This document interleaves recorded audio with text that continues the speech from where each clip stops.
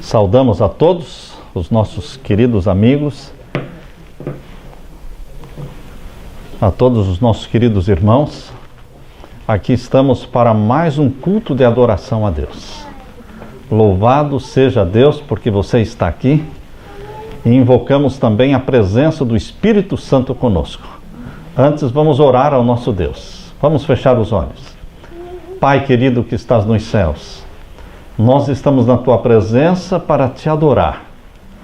Invocamos que o Espírito Santo seja derramado sobre nós. O Senhor nos dê luz celestial para entender a Tua palavra e entender os eventos, os acontecimentos que estão ocorrendo ao nosso redor, neste mundo, nestes últimos dias, Pai. Volte logo, querido Jesus, é o nosso anseio, o nosso clamor, o nosso desejo, o nosso sonho. Volte logo. É em nome de Jesus que pedimos e agradecemos. Amém, Senhor. Queridos, aqui estamos para o estudo da Palavra de Deus. Hoje vamos estudar um tema: Trump e a nova desordem mundial. Esse é o tema. Donald Trump, o nome dele, Donald, quer dizer governador do mundo. E queridos, Trump, desde que ele assumiu o governo no dia 20 de janeiro, ele tem sido apresentado diante da mídia de uma forma terrível, por causa do seu temperamento tempestivo, colérico, pelas hostilidades e pelas inimizades causadas. Nós sabemos de um telefonema não cordial com o primeiro-ministro da Austrália, também outro telefonema não cordial com o presidente do México, e também das suas conversas e do estremecimento das relações com a China e com outros países também. E Trump tem sido conhecido no mundo mais por estes aspectos do temperamento dele. Mas hoje nós gostaríamos de analisar um pouco o que tem a ver Donald Trump, presidente dos Estados Unidos, 45º presidente. O que tem a ver ele com a profecia? Como ele se enquadra dentro da profecia bíblica de Apocalipse capítulo 13? Queridos, nós temos que reconhecer que nenhum outro presidente americano teve a ousadia e a coragem de transformar a festa da posse presidencial numa festa cristã. Uma festa de louvor e de glória ao Deus, Criador dos céus e da terra. Trump convidou nada mais, nada menos do que 6 pastores, 6 líderes religiosos para a sua festa de posse. Foram 6 preces, foram 6 orações longas, exaltando o nome de Jesus e invocando a presença de Deus e a direção de Deus na vida do presidente e na vida do governo americano. Timothy Dolan, arcebispo de Nova York, o representante do Papa aqui nos Estados Unidos. Timothy Dolan, ele representa o Vaticano e ele fez a primeira oração. Tivemos também ali Samuel Rodrigues, o representante de uma conferência cristã dos hispanos. Tivemos ali também Paula White, a conselheira espiritual do presidente Trump. Ela é uma televangelista pentecostal. Ela tem a sua igreja aqui em Apópica, na Flórida. E ela é conselheira espiritual de Trump. Tivemos ali também William Franklin Graham, filho do grande pregador Billy Graham. Franklin Graham, ele é o diretor, o executivo da da Associação Evangelística de Billy Graham. Ele é considerado como um dos que apoiaram Trump para a sua vitória. E filho de Billy Graham, Franklin Graham, ele disse que ele não via outra forma a não ser a direção de Deus na vitória de Trump. Eram milhares de pessoas orando antes das eleições e durante as eleições. E ele vê a vitória de Trump como uma resposta de Deus. Um outro líder religioso que ali estava também é o Rabi, o primeiro Rabi representando a igreja judaica, o primeiro a ser convidado no espaço de 30 anos. Ele foi convidado também para fazer uma prece. Tivemos ali também Jackson. Jackson é o pastor da igreja pentecostal lá em Detroit, onde Trump esteve presente durante a campanha. Ele esteve também ali fazendo a sua oração. Queridos, foi uma cerimônia de posse onde Trump fez o seu juramento colocando a mão não sobre a Bíblia maçônica, mas sobre a Bíblia que ele ganhou de presente da sua querida mamãe quando tinha 9 anos de idade na igreja presbiteriana. Ele fez o seu juramento em cima da Bíblia e ele promete, durante a campanha prometeu e depois de eleito também falou: meu objetivo é promover o cristianismo, dar força para o cristianismo. Nós sabemos que a mídia tem feito de Trump realmente uma pessoa assustadora por causa do seu temperamento. E não estamos aqui para defender ninguém, nem para acusar ninguém, mas estamos aqui para mostrar os fatos. Trump teve a coragem de se levantar contra o aborto. Há cristãos que apoiam o aborto. O assassinato das milhares de criancinhas. Não somente ele é contra o aborto, como também ele retirou os fundos do governo americano que dão apoio para as clínicas que realizam o aborto. Por isso, queridos, Trump tem sido fortemente condenado pela esquerda, pela mídia. O que mais Trump tem feito? Trump se declarou abertamente contra o casamento com o mesmo sexo. Trump se declarou favorável à Bíblia, que volte a Bíblia para as escolas públicas. Trump se declarou amigo de Israel. Trump declarou reconhecer Jerusalém como capital de Israel e planeja trazer a embaixada de Tel Aviv para Israel, para Jerusalém. Queridos, o que Trump está fazendo tem tudo a ver com a palavra de Deus. Embora o temperamento dele não ajude, ele tem agido de forma errada no seu relacionamento, nos seus telefonemas muitas vezes, mas a linha de pensamento que está na cabeça de Trump está seguindo a linha da palavra de Deus, apoiando a vida, apoiando Israel. Ele é contra a globalização. Ele é a favor da soberania de cada país. Cada país tem a sua soberania. E é exatamente isso que a Inglaterra fez. O Brexit, o processo da saída da Inglaterra da comunidade europeia é exatamente para que Inglaterra continue tendo a sua soberania econômica. E Trump está tentando estabelecer a soberania americana, econômica americana.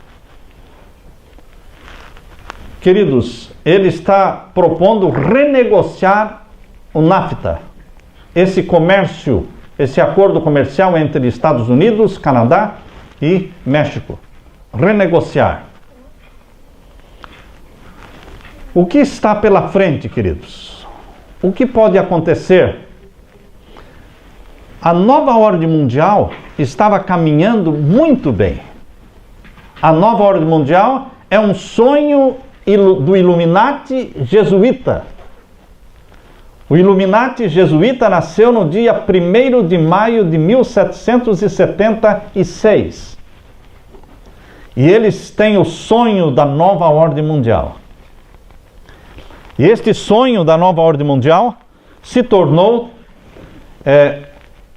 o sonho americano, quando em 1782 foi votado pelo Congresso americano, foi votado ser o grande selo dos Estados Unidos, a pirâmide inacabada. A pirâmide com um olho de ouros em cima, o olho que tudo vê, chamada pirâmide inacabada, com o ano de 1776 embaixo. Essa pirâmide, ela tem a frase embaixo dela, uma frase que diz: Novus Ordem Seclorum, que significa nova ordem mundial.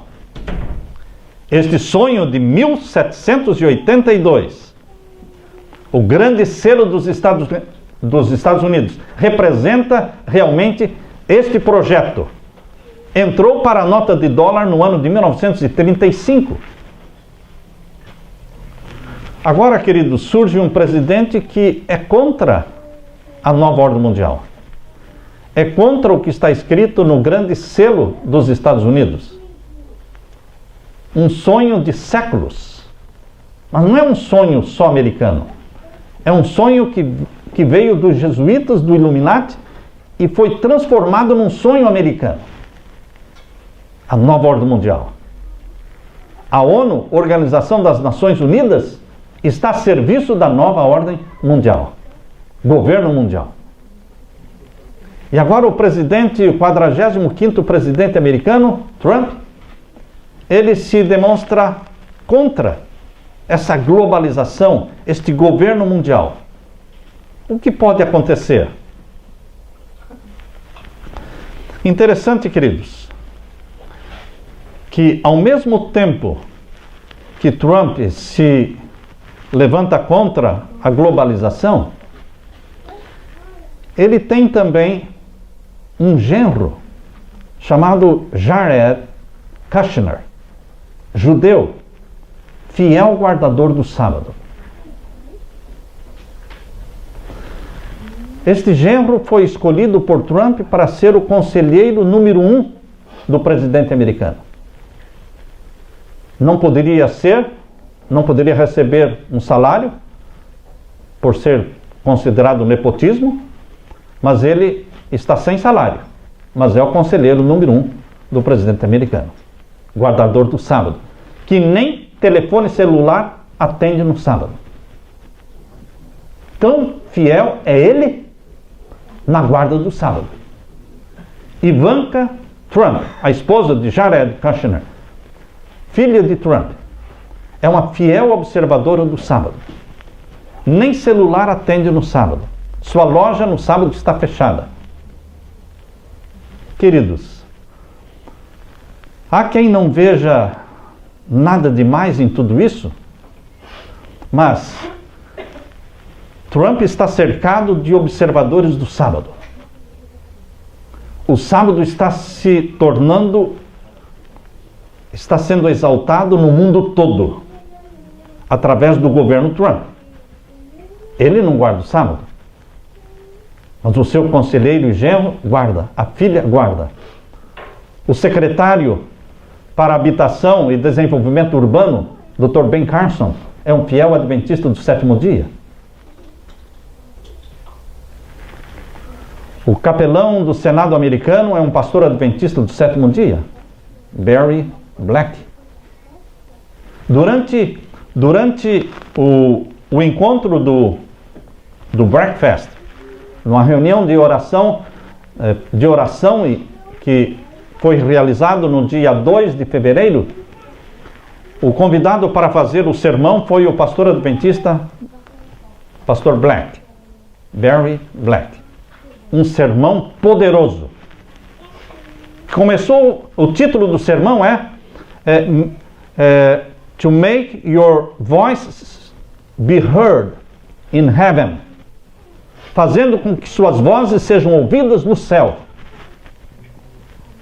Dizia ele no sermão que através da oração nossas vozes são ouvidas não só na terra, mas no céu.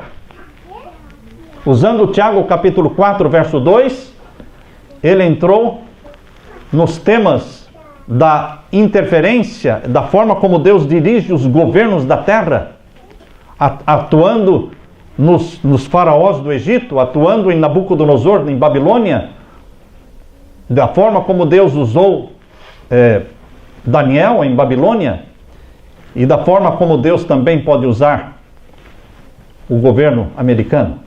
Queridos, ele fez um sermão muito comovente, mostrando que os governos não deveriam estabelecer o fundamento em cima de uma areia movediça, mas deveriam estabelecer o seu fundamento em cima da rocha eterna que é Jesus. Queridos, não bastasse tudo isso, eu quero chamar a atenção de vocês para o filme que foi lançado por Mel Gibson. Em português o título é Até o Último Homem. Até o Último Homem.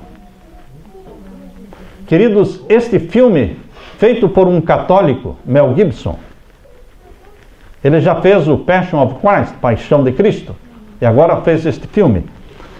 Quem é que atuou na mente deste homem, Mel Gibson, para que em meio a milhares de opções, ele escolhesse a história de um jovem adventista do sétimo dia para fazer este filme de 2h30, que está se tornando um dos principais filmes no mundo. Já recebeu 6 nomeações para o Oscar. E a história de um jovem que guarda o sábado, adventista do sétimo dia, e o seu estilo de vida vegetariano. Eu estou vendo, meus queridos irmãos, que Deus está, de uma forma poderosa, colocando diante do mundo o destaque e a ênfase do sábado bíblico, o dia do Senhor, o sétimo dia da semana. Seja através da família Trump, seja através de Ben Carson, seja através do pastor adventista capelão do Senado americano, pastor Barry Black, seja através de Mel Gibson e o seu filme Até o Último Homem. Uma coisa está sendo exaltada no mundo: o sábado do Senhor Deus, Criador dos céus e da terra.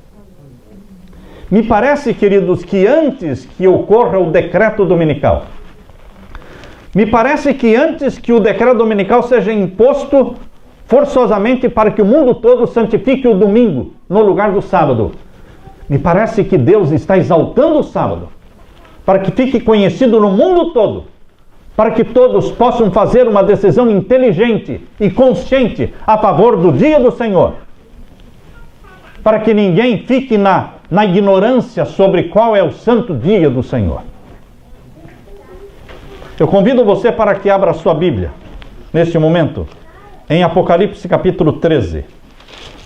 O cenário profético de Apocalipse capítulo 13, irmãos.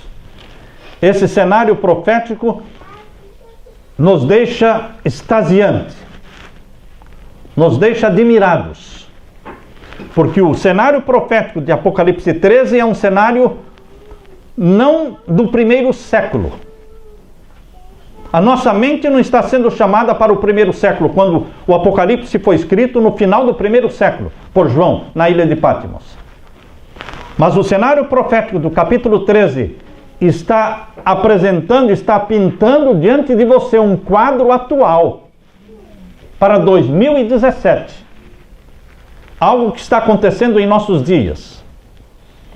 O capítulo 13 começa falando da besta que subiu do mar.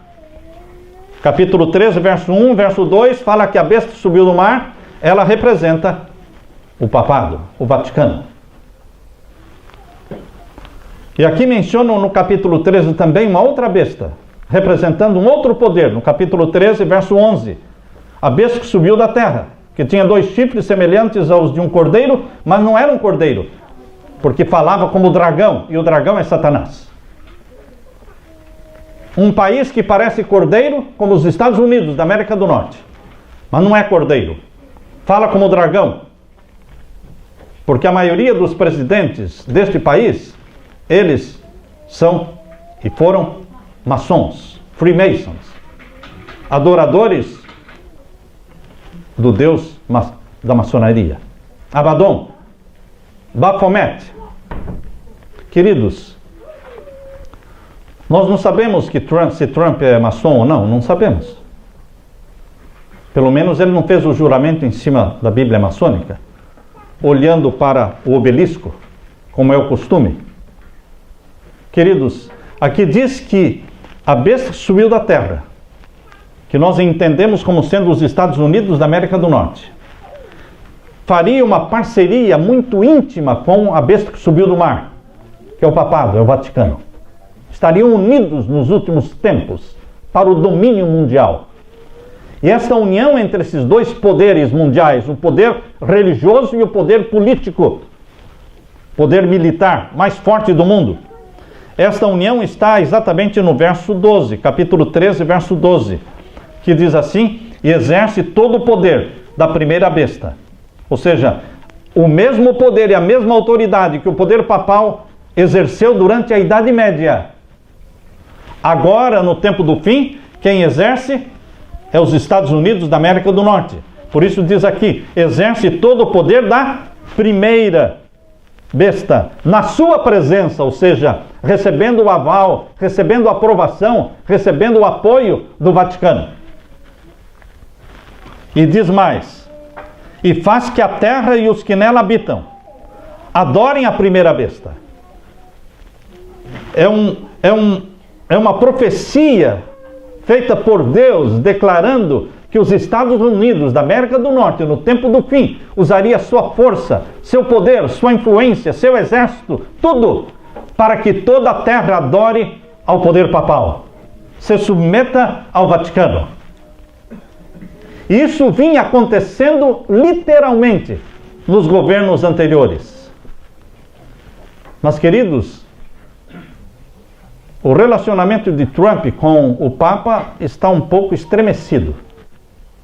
Durante a campanha, um criticou ao outro por causa do muro que Trump pretende construir, separando o México e os Estados Unidos.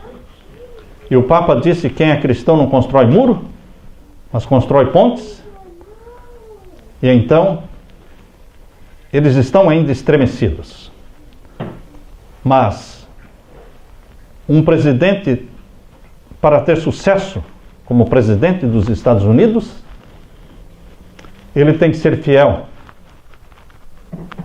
à maçonaria. John Kennedy, que foi morto, não era maçom. Abraham Lincoln, que foi morto, não era maçom. Ronald Reagan, quando recebeu o atentado, o tiro, não era maçom, se tornou maçom depois. Para um presidente americano permanecer e ter sucesso, ele tem que sonhar com a nova ordem mundial. Ele tem que apoiar o grande selo dos Estados Unidos, que está na nota de dólar, a pirâmide inacabada. Essa pirâmide inacabada que só será completada quando for estabelecida a nova ordem mundial, colocando as 10 supernações, os 10 blocos econômicos do mundo, sob o poder do Vaticano. Os 10 blocos mundiais, 10 supernações, elas estão profetizadas em Apocalipse capítulo 17, verso 12, irmãos. Abra sua Bíblia, em Apocalipse capítulo 17 e o verso 12. Aqui nós lemos: e os 10 chifres que viste são 10 reis que ainda não receberam o reino. Por que não receberam o reino? Porque não existiam esses reinos. São reinos modernos. São reinos do tempo do fim, que estão se formando, e não são 11 nem 20. São 10. 10. Essas 10 supernações, reis que ainda não receberam o reino, diz aqui, mas receberão poder como reis, por 1 hora, juntamente com a besta, ou seja, haverá uma parceria entre o poder papal e as 10 supernações. E o verso 13 diz: estes reis, ou seja, os líderes destas 10 nações, têm o mesmo intento, ou seja, têm um só pensamento, estão unidos numa coisa. Em quê? Entregar o seu poder e autoridade à besta. A besta papal, ou seja, este poder papal, vai recuperar a supremacia perdida. A supremacia de 1260 anos da Idade Média. Esta supremacia papal que durou de 538 a 1798. Eles perderam essa supremacia papal. Mas desde 1929, quando o Tratado de Latrão foi assinado entre Benito Mussolini e Cardeal Gasparri, representando o Vaticano, esse Tratado de Latrão está devolvendo a autoridade, porque criou o Estado do Vaticano. E o papado foi crescendo, crescendo, assustadoramente em poder, em popularidade, até chegar no ponto em que o Papa Francisco hoje goza o carisma do apoio do mundo e dos líderes mundiais. Mas, queridos, para que isso aconteça, Trump tem que mudar de cabeça. Para que isso aconteça, ele tem que apoiar o domingo como o dia da família, o dia sagrado, o dia ecológico, recomendado pela encíclica papal de Papa Francisco, a encíclica ecológica do Papa Francisco, com 6 capítulos. O 6º capítulo é uma recomendação para a santidade do domingo. Essa encíclica papal foi aprovada na reunião de Paris, foi aprovada pela ONU e tem que ser aprovada pelo presidente americano. Queridos, alguma coisa tem que acontecer, porque até então Trump parece ser uma carta fora do baralho. Uma peça que não se encaixa dentro da nova ordem mundial. Por isso, agora na imprensa, nos jornais, a frase é nova desordem mundial. Nova desordem mundial, causada pelo presidente americano. Ou ele muda de cabeça, ou eles o tiram, ou eliminam. Quando John Kennedy decidiu romper com o acordo de pegar dinheiro somente do Federal Reserve Bank, irmãos. John Kennedy, 6 meses antes da morte dele, ele rompeu com o Federal Reserve Bank. Não mais pegaria dinheiro, dólar, com o Banco Central americano. Ele mesmo, através do governo americano, imprimiria o dinheiro deles. E imprimiu 4 bilhões e 200 milhões de dólares. Sem a frase Federal Reserve Note. Sem essa frase. 6 meses depois ele estava morto. Queridos, John Kennedy queria acabar com a CIA. CIA, que foi fundada por Donovan, um cavaleiro malta, cavaleiro do Vaticano, Donovan. A CIA foi fundada por um cavaleiro do Vaticano, Donovan, a serviço do Vaticano. Por isso ele foi morto por um agente da CIA. Quem mais teria interesse em matar o presidente John Kennedy? Um agente da CIA, porque ele estava tentando destruir e acabar com a CIA e romper com o Banco Central. Queridos, quando o presidente dos Estados Unidos não entra no esquema da nova ordem mundial, eles tentam tirá-lo do caminho. Será que Trump vai aprovar um decreto dominical contra a própria filha? Contra o genro? Contra o Ben Carson? Você consegue enxergar isso? É difícil, não é? Provavelmente terão que mudar a cabeça dele ou tirá-lo do caminho. Nós não queremos desejar o mal para ninguém, queridos. Mas eu estou mostrando para vocês o cenário da profecia. Apocalipse 13 menciona que os Estados Unidos darão apoio ao Vaticano. Isso é o que está na profecia. E o que vai acontecer? Capítulo 13 e o verso 16. E faz que a todos, pequenos e grandes, ricos e pobres, livres e servos, lhe seja posto um sinal na sua mão direita ou nas suas testas, para que ninguém possa comprar ou vender, senão aquele que tiver o sinal, ou o nome, ou o número do seu nome. Aqui há sabedoria, aquele que tem o entendimento, calcule o número da besta, porque é o número de um homem, e o seu número é 666. 666 é um número que veio lá de Babilônia, da religião babilônica. O número 6 representa o homem separado de Deus. Poder humano que rejeita Deus. O número 6 é legítimo unicamente quando nos leva ao número 7. Quando o número 6 não nos leva ao número 7, ele deixa de ser um número legítimo e se torna um número rebelde contra Deus. Depois do 6, obviamente, deveria ser o 7. Mas depois do 6, vem outro 6. E depois vem outro 6. É uma tríplice rejeição de Deus, Criador dos céus e da terra. O poder religioso que se levanta na terra para instituir o domingo no lugar do sábado, leva este número de 666 pela rejeição de Deus como Criador dos céus e da terra. E os Estados Unidos da América do Norte, a Bíblia, a profecia está dizendo que vai impor este sinal, a santificação obrigatória do domingo no lugar do sábado. Mas Trump está cercado de pessoas que guardam o sábado. Ele é amigo de Israel. Quando a ONU votou que Israel tinha que parar com as construções numa das partes de Jerusalém, Trump disse: espere até o dia 20, para Benjamin Netanyahu, ele disse: espere até o dia 20 de janeiro, quando eu vou assumir.